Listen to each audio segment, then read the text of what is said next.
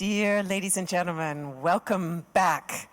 I hope you enjoyed your trip to the 3 horizons of change. We move in now to our final session of IDoS 2019.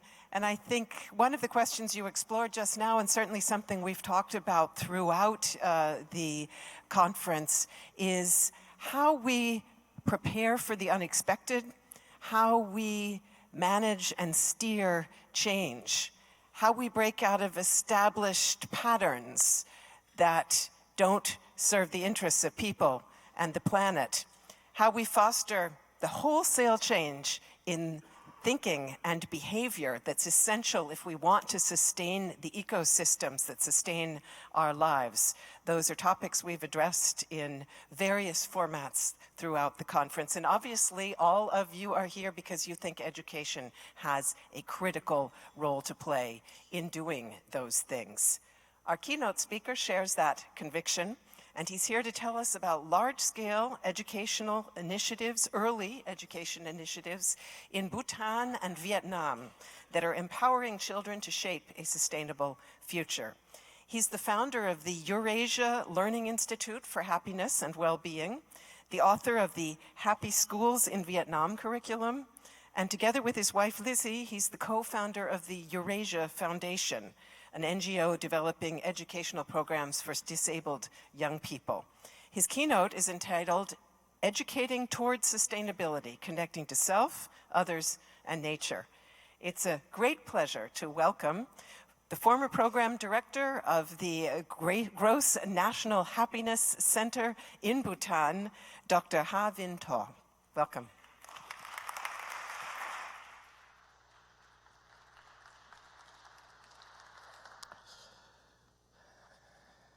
Good afternoon, ladies and gentlemen. First, I have to confess something. I'm not a STEM expert. And so when the organizers asked me to give the final keynote, I was a little bit reluctant because I thought, I have all these, the best STEM experts in the world in the room, and I don't really feel up to the task. But for some reason, they decided to have me anyway, so here I am. And this morning, when I listened to certain things this morning, I was a little bit reassured because of, just give you a few hints. One was, I read in the paper that we endorsed that one of the foundation was Jean Piaget's approach of, and I did my PhD in Geneva University, education and psychology, and my PhD supervisor was actually a student of Jean Piaget, because I'm quite old, you see, so it was many years ago. And so I had almost direct access to the source, right, of constructivism. So that was when I said, okay, so I'm sort of a known kind of ground. That was one thing. The second thing is I heard a lot about complexity and systemic view, transdisciplinary, interdisciplinary, and so on perspective, and that's a lot what is really been concerning me. And so I will just tell you a few things about the path that led me here, that led me to do what I do. I see some people are worried now because when an old man starts telling his life story, that's a bad start. Hey, I've got a plane to catch tonight. Okay, I'll keep it short. So I really started out as an educator. My first job, I was a teacher in a high school in Germany, actually. And then I moved on and did many things in the field of education, but then I moved to the International Committee of the Red Cross, which is the part of the Red Cross, Red Crescent movement that works in war zones and natural catastrophe, but specifically war zone. ICRC is really focused on war zones. So I spent quite a lot of time in conflict areas of the world. And that really had a very deep impact on me for several reasons. But one of the reasons was that I realized the interconnectedness between conflict natural catastrophes, climate change, so that you, and I really realized you cannot, education, and you cannot really address only one thing at a time as if there were silos, because they are constantly in interaction, right? So, for instance, when I was in Darfur, at the height of the conflict, so I was really puzzled because, you know, most of the wars happen in oil-rich areas, right? If you look at the oil map and you look at the conflict maps, somehow there's a lot of connection, either oil transport, like, you know, pipelines, or oil production, things like that. But in Darfur, nothing. South Sudan, yeah, they have oil. Darfur, nothing. So why would people fight over Darfur? Well, Darfur was one of the first water wars.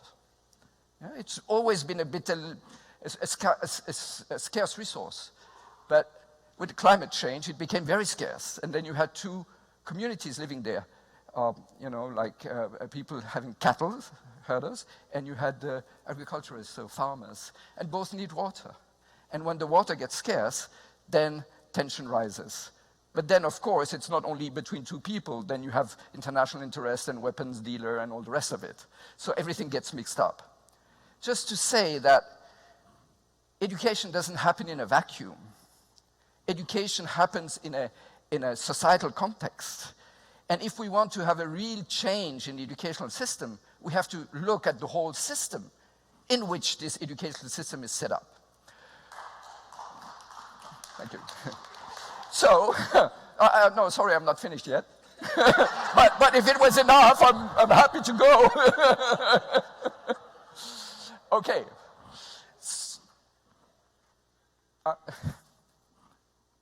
It doesn't work.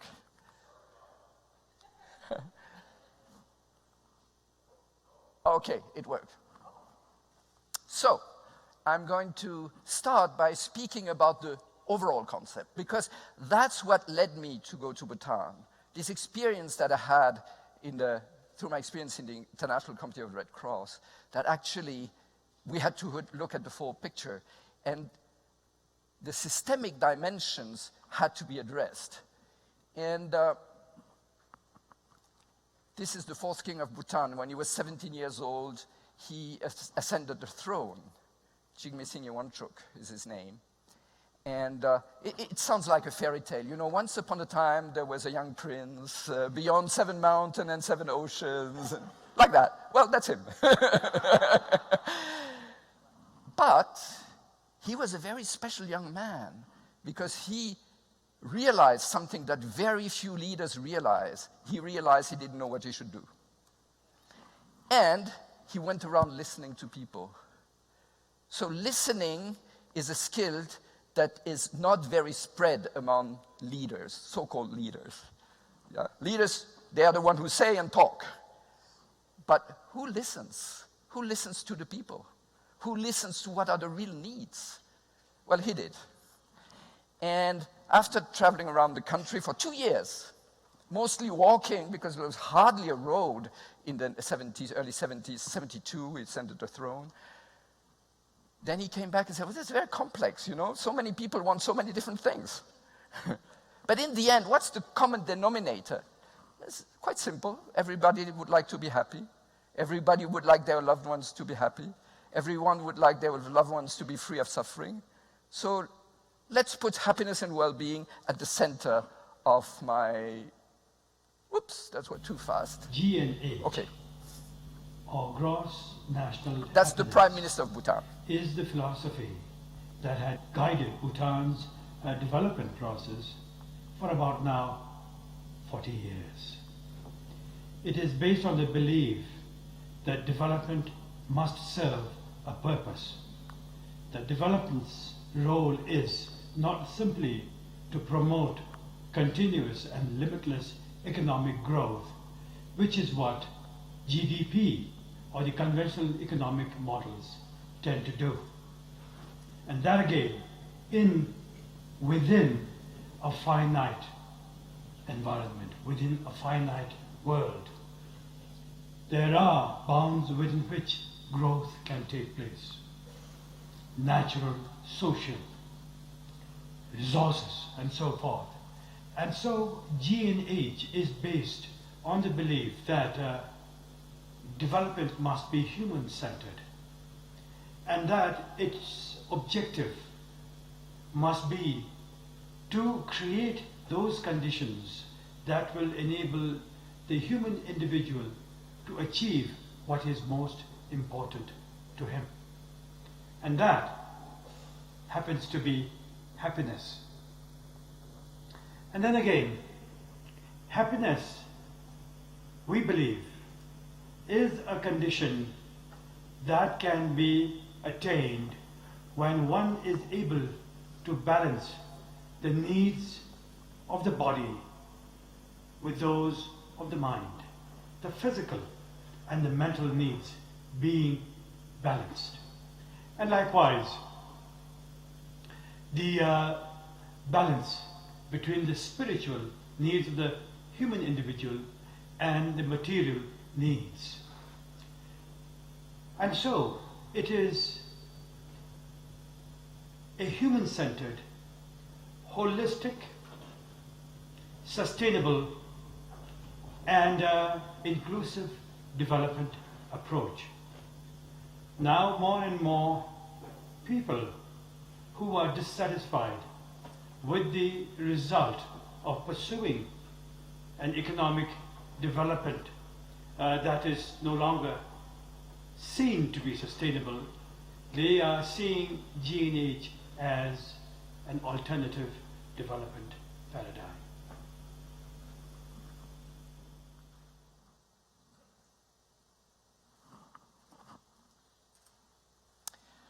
So this speech, or it was an interview, was held in 2011, and at that time the Kingdom of Bhutan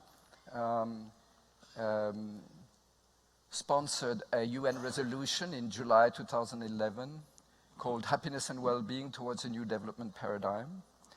And so that was a speech, an interview that was done in this context, and that's Prime Minister Tinley presenting that at the UN. And in 2012, there was a so-called high-level meeting where the question was asked, okay, so if we want to include indicators of well-being in the way we measure development, how shall we do that practically?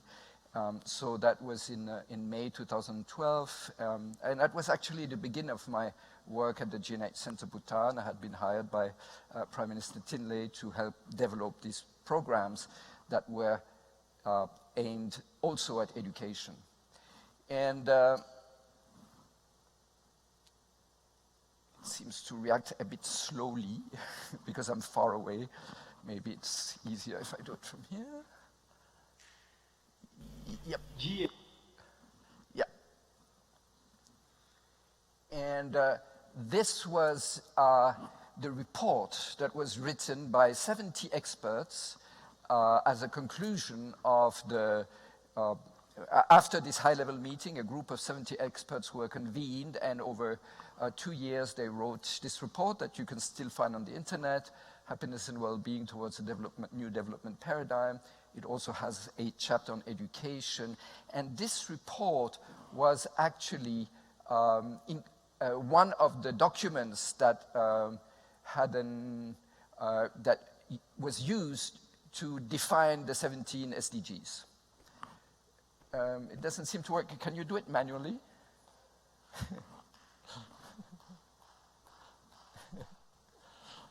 Okay. So the report started by showing how a lot of the problems that we're facing today as a mankind are actually systemic problems that are connected with an understanding of development that is extremely one-sided, that has put economic growth and material values as almost the only goal of development, instead of realizing that economic growth, capital, material development are just a tool, are just a means to an end, the end being happiness and well-being for everyone and for all life forms. So the idea that it seems to be a small difference, but it's a huge shift when you say economic development serves happiness and well-being, or economic development is a goal in itself, right? And so, of course, can you click on there, yep, and then on the red one, on the red little dot, red one, yep, thank you. And I think you might want to try to, can you do it manually? Is it connected with that? Yes. Okay.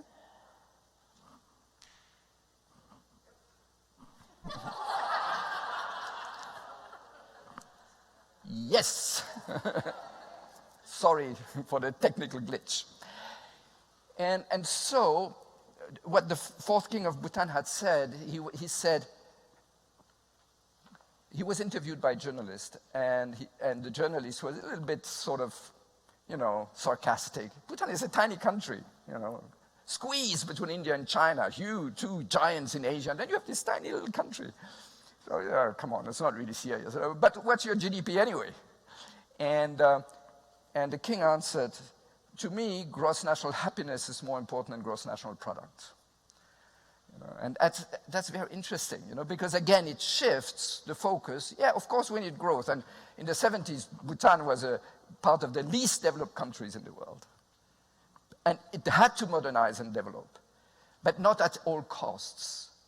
Because if you keep in mind that what you want to achieve is happiness and well-being, happiness for all people, well-being for all life forms, which is a very Buddhist kind of idea, like all life forms have the right for happiness, for well-being, not only the humans, right? It's not seen as a pyramid, but as a circle. Not ego awareness, but eco-awareness, ecosystem awareness. We are part of the whole, of the web of life. But then if we say we want to replace GDP with GNH, gross national happiness, you cannot replace an indicator system and a measurement tool with an ideal. You need to replace it with another measurement system. And that's how the gross national happiness index was developed, 9 domains, and with a number of indicators and 150-something variables. And so I won't go into that, but just to know that that's the idea behind it, that if you decide that you want to stir your country or your city or your organization or your school in a certain direction, you need to have the right indicators. And few of you spoke about indicators this morning. And that's an idea that we absolutely embrace in gross national happiness. And we also made the effort to see how do the 9 domain of gross national happiness correlate with the 17 SDGs. And it's very interesting because there are 2 of the indicators where we didn't find a correlation. One is time use, which we believe is a very important indicator of well-being. A lot of the stress and burnout and mental diseases are linked with this feeling, no time, too much to do, running after my life. And of course, with our devices, it has become worse. So slowing down and coming back to oneself and taking time to reflect has become an incredible luxury. But there's nothing directly connected with that in the SDGs, and psychological well-being or inner well-being doesn't also appear, while we believe that happiness and well-being has really 2 components. One is a conducive environment with the right kind of conditions that enable people to flourish and develop, but there are also the inner dimensions. Yeah? And of course, education plays a big role. Do we equip our kids with the inner competencies, capabilities to face life in such a way that they are stable, they feel good, and you all know the problems that we have in schools with bullying and all the rest of it. I'll speak a bit about that later. So One important dimension of GNH is care for the environment. It's like the foremost dimension of it. Why? Because if this is destroyed, well, we can stop speaking about all the rest, right? It's a very ecosystem out of which we live. And it has really two dimensions. The problems with the environment. One, it has really a personal impact, this disconnection between humans and nature, especially of kids with nature, really has a very powerful negative impact on children. I read a research recently where they asked kids living in the suburbs of big cities about milk. And a significant number of kids didn't know that milk came from a cow. They thought, yeah, milk is like, like Coke or something. You make it in a factory and then comes out in a brick. And many kids didn't know that fish sticks are actually an animal originally swimming in the ocean. So yeah, somehow, it's man-made, machine-made, something. Yeah. So that's the extent of disconnection. And how can we expect that a generation that grew up by and large disconnected from their natural environment would care for something they don't know? You cannot care for something you don't know, right? If you have no connection with it, you don't care for it. If we care for something, it means we have a heart connection with something. Therefore, we care. We care for our loved ones because we know them, we love them. We care for our friends because of our connection. But if we don't know the nature, why should we care for it, right? So what is the right balance between the right understanding, scientific and so on, and the right care, which is more heart connection, right? So I really believe we need both, because the science we've had for a long time. Club of Rome started saying, careful, careful, careful. Nothing has happened, or very little. So we know, but we don't do, right? How come we all collectively create results that nobody wants? I don't think many people wake up in the morning saying, hey, today I'm going to destroy the planet. Kind of, the mean guy in James Bond, with his cat, like, I mean, people are not like that, even if they're CEOs or presidents or whatever, And yet, collectively, we create results that nobody wants. So what is this disconnect between understanding? We have all the data, the GIEC reports, and many of you, I'm sure, have produced tons of totally relevant and reliable data, but it's not implemented. There's a disconnect. And between head and hand, there's the heart. So I believe we need also to address this. So, things like that we all know. But do we take it seriously? That we're actually overexploiting our planet? Or do we need something that touches our heart a little more?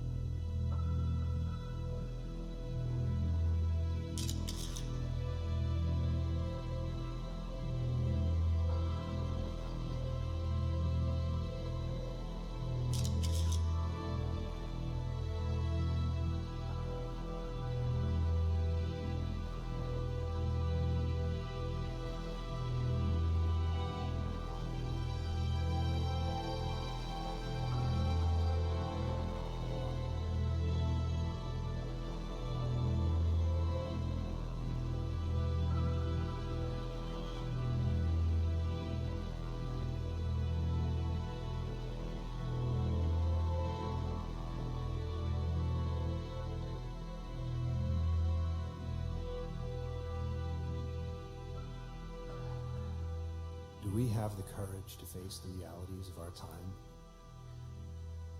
and allow ourselves to feel deeply enough that it transforms us and our future.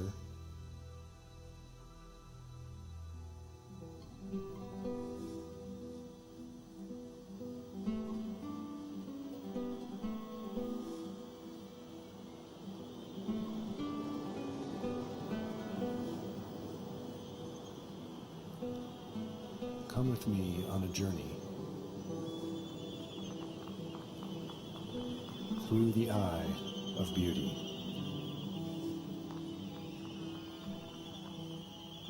Across an ocean of grief.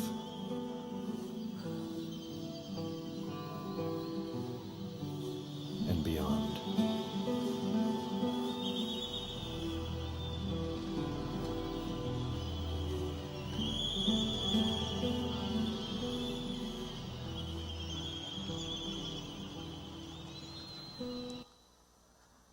Yeah. So, as it was mentioned this morning, there's an awakening happening in the new generation, and as an elder person, on one hand, I'm happy about it, and I'm also deeply ashamed that we let it up to them to clean the mess that we've done. These are for my grandchildren with my wife that went to a climate march in Switzerland just a short time ago. And again, I think it's really touching that, you know, my grandchildren, they're fully engaged in it. But as it was said this morning, once they have the emotion, they need to have the understanding. The understanding and the tools and know-how. Yeah? Because the emotion alone will lead them to despair if they don't know what they can do about it. So the emotion is great because it gives a strong energy, yeah, a strong impulse. But then they need to have the understanding and the tools so that they don't feel helpless. So I really believe that we need to rethink the educational system, and I'm sure I'm preaching to the choir, so I won't take too long to do that, to speak about that. But this being said, we have to see the educational system within the larger social system, as we spoke before. Therefore, to have a sustainable change in our educational system, we also have to challenge in a much more holistic way the very one-sided current development paradigm that sees people as resources for the economy and nature as resources for the economy, human resources, natural resources. But it's not like that. It's about people, and the economy should be serving us, and we should be the caretakers of the planet. And for the time being, by and large, our educational system does not fulfill this task. Why? Because it's, by and large, an inheritance from the 19th century. It hasn't really made the shift from the reality that, or from the fact that in the 19th century, or until half of the 20th century, information was very scarce. So you had to really try to get as much as you could during the years you were in school. Now, every kid with a smartphone has access to more information than there were in the biggest libraries just decades ago. So it's not about scarcity of information, it's about what we do with all this information. How do we make the difference between useful, authentic, true information, just, you know, the noise? But we don't really teach that yet, right? And in a factory setting, when you are producing industrial goods, quality is equal conformity, because you want each part of the engine to have exactly the right size. If your screw doesn't fit, then you have a problem. So quality is conformity, and by and large, our examination system, assessment systems are the same. Quality is conformity, everybody the same. But humans are not machines. And it's not about conformity, it's about allowing the uniqueness of every child to be able to manifest, not just conformity, right? And we're preparing them, so there's always the outcry, education should be aligned with the job market, We have no idea what the job market in 10 years or 15 years will be. A lot of the professions that are today will not exist anymore. So we cannot prepare them in a narrow-minded, that they, this and that. They have to be a very broad ability to be able to deal with the unexpected, with the unknown, with the complexity, and so on and so forth. So it's a very different thing than, conditioning them to fit into a system that will most probably not be around anymore when they enter the job market. And I will leave the PISA for now. So that's what a factory used to look like. Sometimes still looks like that, not so often anymore. That's what a classroom used to look like, pretty much the same. And it still pretty much looks the same. I teach a lot in Vietnam. We have 50 kids per class, one teacher, and it's like that, Very little interaction. Very little opportunity to be creative or to come up with a different idea. You repeat what the teacher says, and then after, if you're not too stupid, you realize, the only thing I have to do is have to tell him what he wants to hear, and then I'm good, right? But that's not helpful. We just conform. We don't develop, right?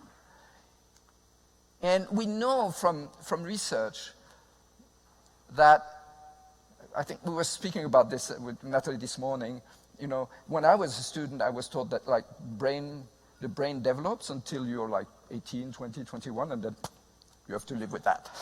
Now we know that it's not like that. What stops at that age is the biological development of the brain. But then we can continue. But then it doesn't happen alone. We have to do something about it, right? Because brain plasticity doesn't have a limit. We are still using only a small part of what the brain can do.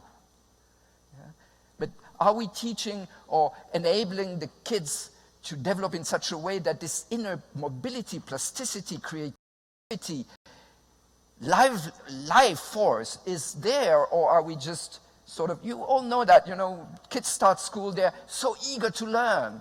They love learning. More often than not, after a few years, that's pretty much gone. And that's a kind of a sin, right? Okay, so,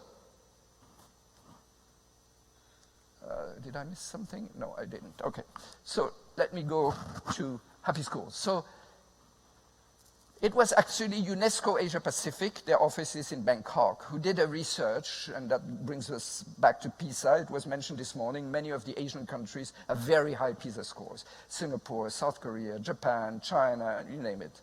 Very high PISA scores. But when you go and look at the well-being of the students, it's very bad. A lot of burnout, a lot of depression, sleeplessness, even suicide, right? So we want to measure educational system with PISA.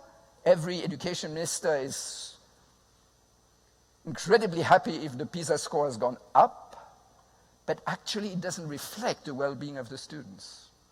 In the same way, then GDP growth doesn't reflect the well-being of the population. The US has had a constantly raising GDP, enormously raising GDP in the past decades. But when you look at all the studies, the happiness and well-being of the population has been at best stagnant, if not declining. Hence, no, I won't say that. Okay. So, a little video on GNH, and then I will connect it to GNH in education, happiness in education.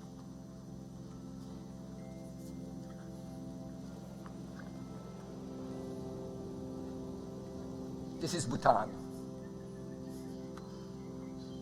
The message message that I'd like to share about gross national happiness is that it's not just about Bhutan, and that it's not just about happiness in a very superficial way. It's really about the deep-seated causes of happiness and well-being that come from living in harmony with nature, in harmony and balance with others around you, and really being in touch with yourself and your own wisdom. That transcends any culture or country boundary, and it's really central to our own personal happiness and to, I think, our survival as a planet. GNH is a kind of a medicine, if you want, for the illness of our times.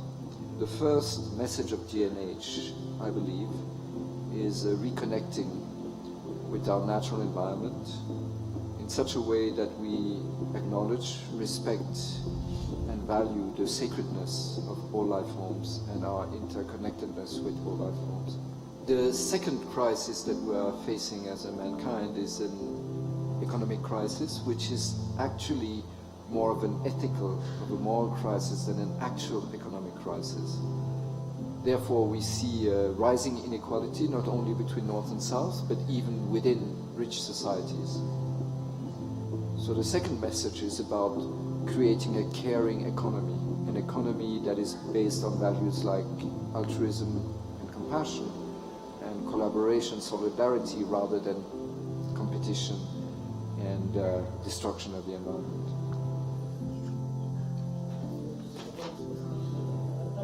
The third message of GNH, I believe, is reconnecting with ourselves, with our deepest or highest potential, with our deepest values. Because a lot of the dissatisfaction and meaninglessness that we experience in modern life is the direct consequence of this disconnection with ourselves. I think one reason that gross national happiness has come into the spotlight in a global way right now is because there's a collective sense that things aren't working. I don't think we would be so interested in happiness if we weren't really feeling unhappy with a lot of things right now. So I think what GNH offers is not just a cosmetic stick-on Band-Aid solution to just tweak the system a little bit. It's really questioning, why have we been chasing GDP and economic growth at all costs? And can we not balance that and look at happiness and well-being of all life as a reason and the center for development?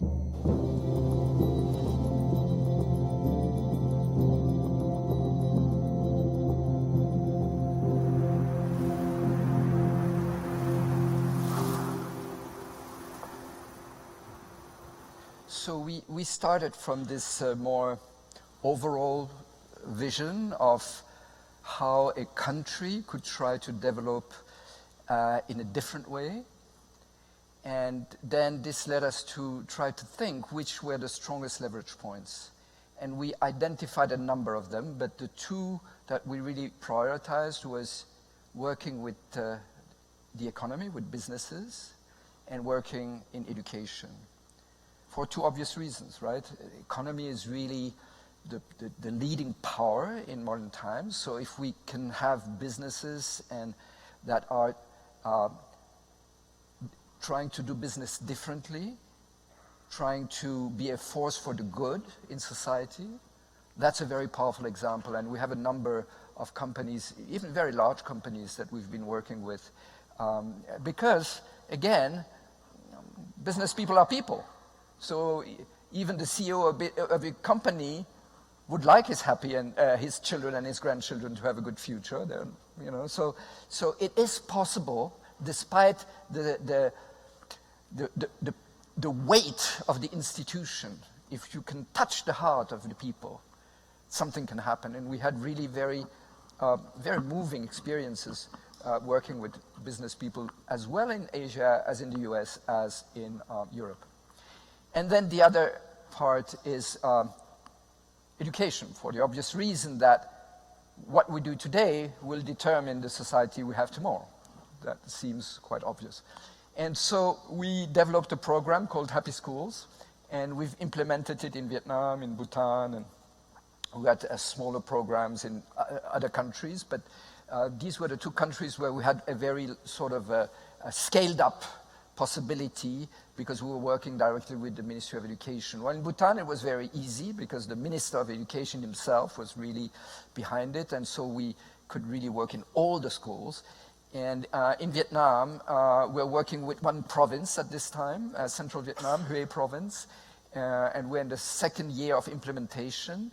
And the Minister of Education, national level, has already said that he believes that happy schools is the direction where Vietnamese schools should be going towards. So we'll see. You know, ministers say things, but then many things can happen before it actually gets implemented. But in Central Vietnam, we have implemented it. Thousands and thousands of children have gone through the program. And the program is based on 3 modules, which is, it's basically a teacher training program. Self-care, care for others and for society, and care for the environment and the planet. So the idea that, you know, that we, both my colleague Julia and myself expressed in the small video is that first we have to create those conditions that enable the child to really flourish, to really be able to manifest his full potential. And from this alignment with oneself, it is out of that, it is the basis to really create good social connection and human relationship. And we know that when we speak about happiness and well-being, the quality of human relationship is the key point. There are many factors, but the quality of your human relationship is the key point. There was this big Harvard study that went over several decades about adult life, and they had started in the early 50s, I think, following 2 groups. One were Harvard students, the other were workers from Boston, and they followed the 2 cohorts over until recently, because they published regularly, but the final publication was made recently because almost everybody had died out because of the participants. And they, you can find it on, it's published, you can find it, and they looked at the various variables, and the indicator that had the strongest impact, more, for instance, you could imagine a big difference between Harvard students, like the top of the crop, and like worker families in Boston. Yeah? Of course there are differences, but in the end, when you look over the whole life, in terms of psychological well-being, health, many, many different indicators were measured, then the factor that had the stronger impact was the quality of human relationship. People who felt, you know, a sense of belonging, either in a community, in a family, or these people live longer, are healthier, and all the rest of it. And we know that loneliness and isolation has become like an epidemic in our society. Yeah? So it's really that emotional and social and emotional learning is, for the time being, not really, most of the time, not really considered. Although these are competencies like, in the same way than thinking competencies, academic competencies, they have to be trained. They are, of course, there as a potential, but they need to be trained. And our care for the environment is directly connected with our capability to care. If we are like egoistic, self-centered, you know, like isolated people, why on earth should we care for a tree, a mountain, a river, or if we don't even care for the people around us? So it's really a continuum. So that's the basic idea of this program. And the specific thing about it is that what we try to do with the teachers, we don't give them a ready-made curriculum. We try to help them develop competencies, and we encourage them to find their own way to implement it. Because, you know, how, I guess many of you are educators, you know how it is. Every year you get a new program that you have to implement, and you can't bear it anymore, and the ministry tells you do this and do that, and the new minister comes and you have to do something else, and everybody's overworked anyway. So that doesn't really work. But touching the creativity, why did you become a teacher in the first place? Why did you want to educate kids? And creating a free space where this love for the children and deep concern for their well-being can really, you know, become creative and help it's been really life-changing for many, many of the teachers. So a few pictures from that, so that you see what it looks like. If it oh, it works and then it goes too fast. Sorry. Well, anyway, it doesn't matter. Yeah, okay. So that's a group of teachers. We have a community in Vietnam, in central Vietnam, called the Peaceful Bamboo Family, where we try to sort of model what a sustainable community could look like, and then the teachers come in our community to do training. So you see, we have big groups. It's like 120 teachers at a time, every time. And then we have thousands of kids coming there. We have an organic garden. We have places where we transform what we grow in the garden. So we have a lot of activities, hands-on activities, because again, you know, kids who have never put their hands in the soil, have never seen a plant grow. You know, if you just know it from a textbook, it's not the same thing, you know. So we really create those conditions that the care for nature is born out of a real-life experience. And, you know, in the beginning, some kids don't really want to put their hands, and the mom is afraid it's dirty and you will get germs or whatever. But once they've tried it out, they all love it. They're so, you know. And the whole idea is, you know, like we have cows, and so they're doing the hay and so on.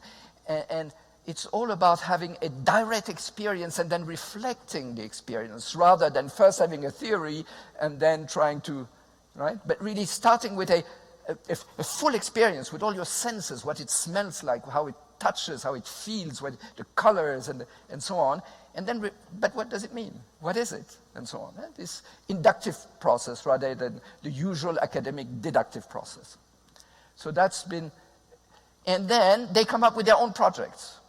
So the whole idea is empowerment, that the kids take the lead. So for instance, that was a project that these kids, they're small kids. They come up with their own idea how to reduce plastic waste. And one of the things is, you know, we go into school every morning with our, you know, snacks in a plastic bag. How about we would do our own plastic bags, paper bags, right? So they've designed their own bags, you see, and you, I don't know if you see it here, you have the earth, and the upper part is like dark and gray, and it's like a plastic bag, and the lower part is blue and green, and okay. So they have like slogans, and they do campaigns and like that. So they're in the driver's seat, and the teachers are facilitators, not just standing there saying, do this, don't do that, repeat after me, but really, you know, having them come up with projects. And I would like, yeah, my time is up. I would like to end with a little video of a project like that we did in Bhutan. Oh no, that's, yeah, and you know, like getting away from the sitting like you, but organizing the classroom like that, where it's all about dialogue and, you know, having a task that they have to find solutions and speaking together, teaching them how to listen to one another, simple things like that, but that makes such a difference in their lives. Yeah, so that's our adolescent class in our community. You see, it doesn't have walls. So on 3 sides there are walls, but one side is open towards the garden, and so they see the garden when they sit in their classroom. Of course, Vietnam is a warm country, so we can do that. Germany would be a bit difficult, but anyway, you could adapt it. So I'll end with a little video that shows you an example of this empowerment project.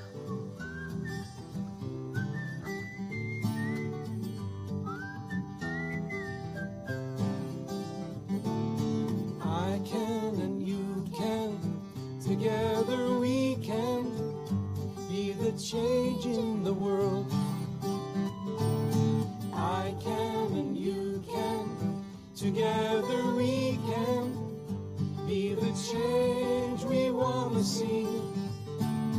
Feel, imagine,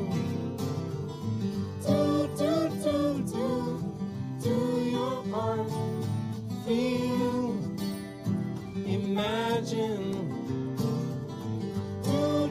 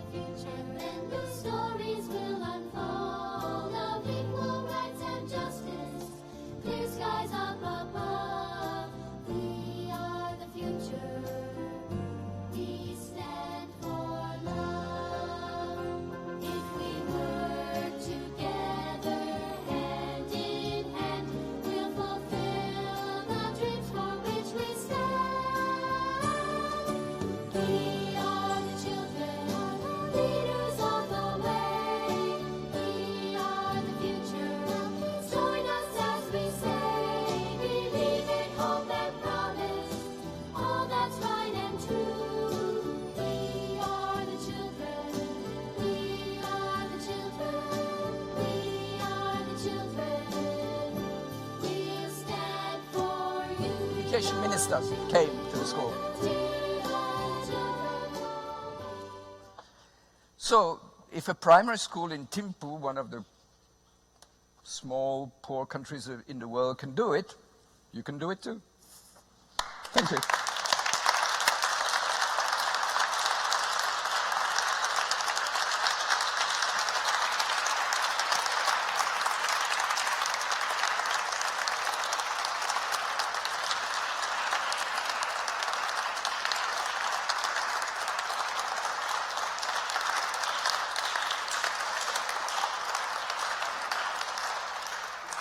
Ha Vinh Tho, thank you so much for your keynote. We have a few minutes for questions. Who would like to pose a question?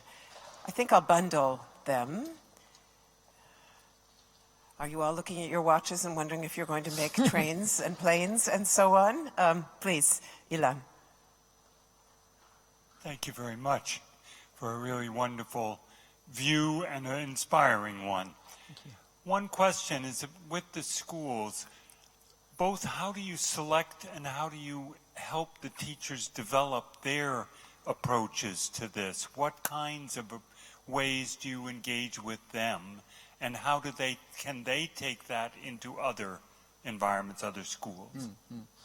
So in Vietnam, we didn't select them. It was the Department of Education who decided, because they wanted to have a geographical coverage, so they took schools from different parts, and then they wanted to have schools that are like in very working class areas, schools that are more like, so that we have really a diversity that reflects the diversity of the population. So it was no selection process.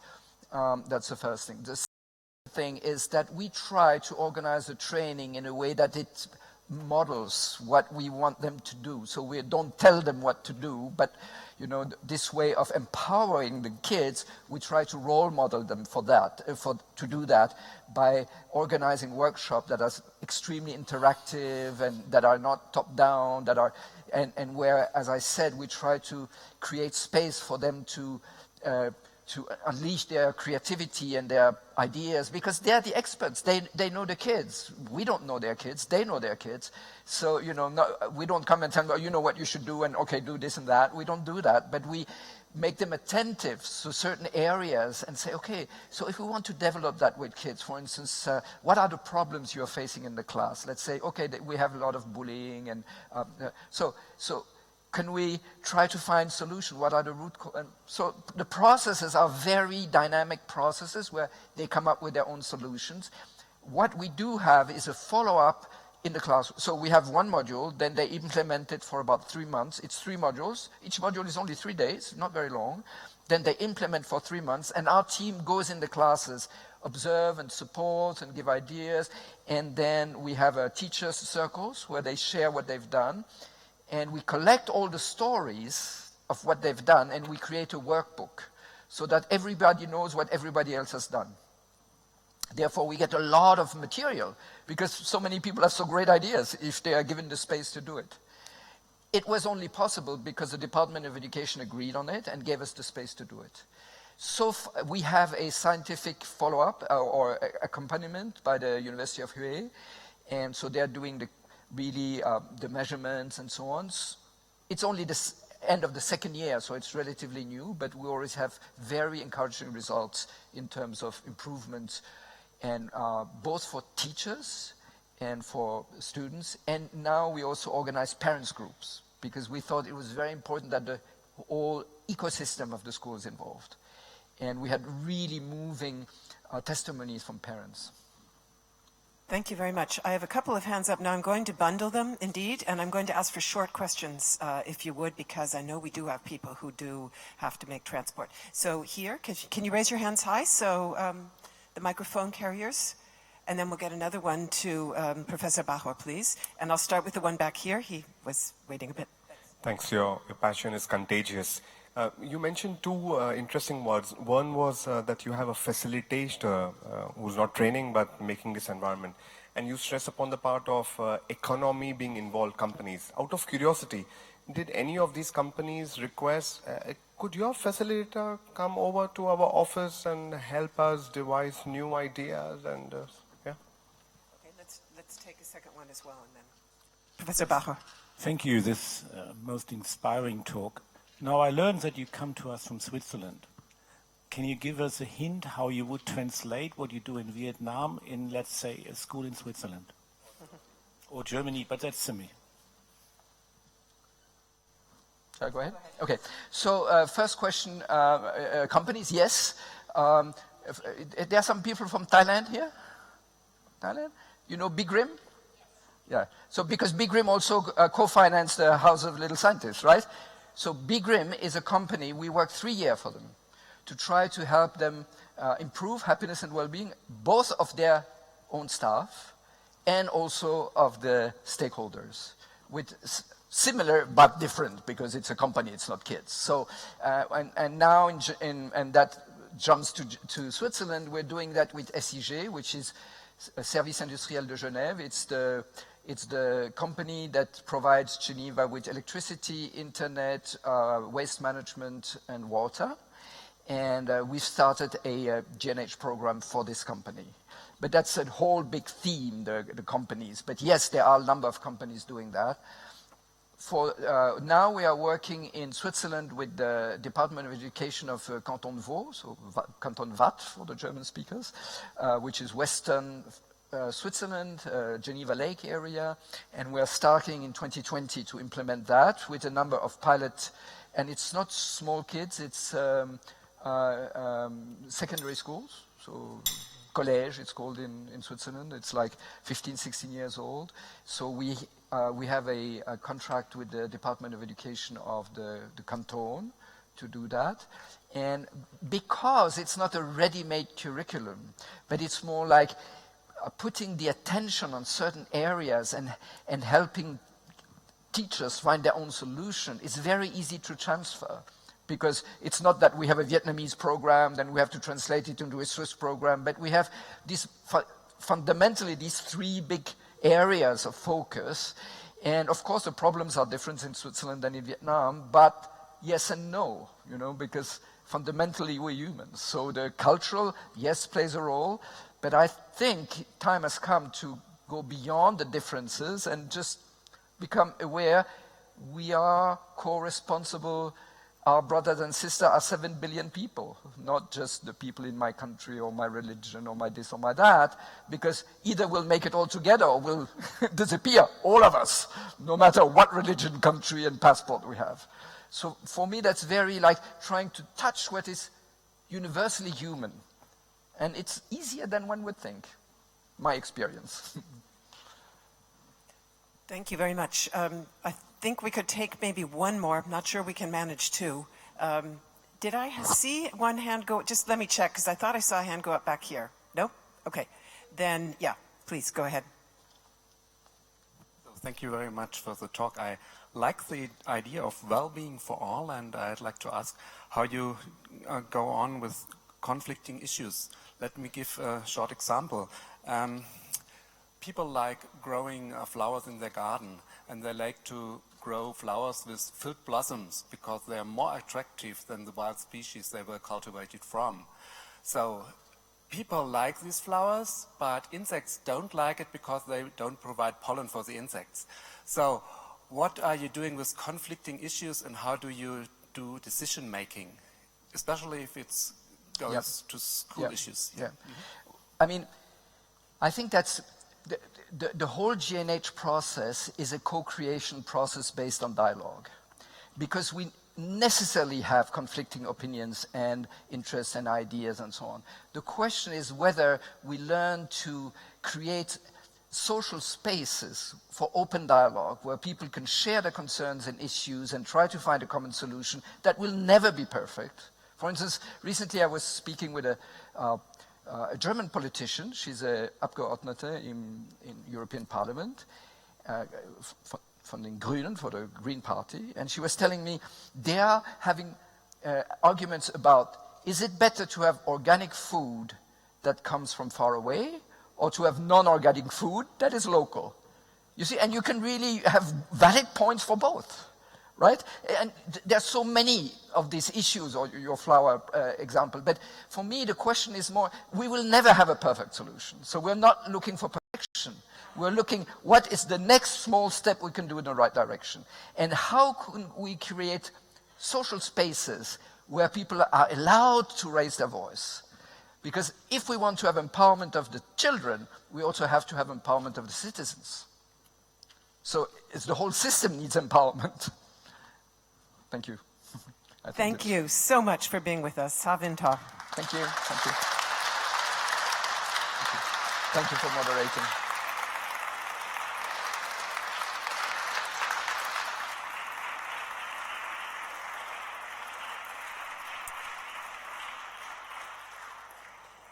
Ladies and gentlemen, we are moving into our closing segment now. I would just like to give you a couple of organizational pieces of information and also requests before we do that. And first of all, let me start with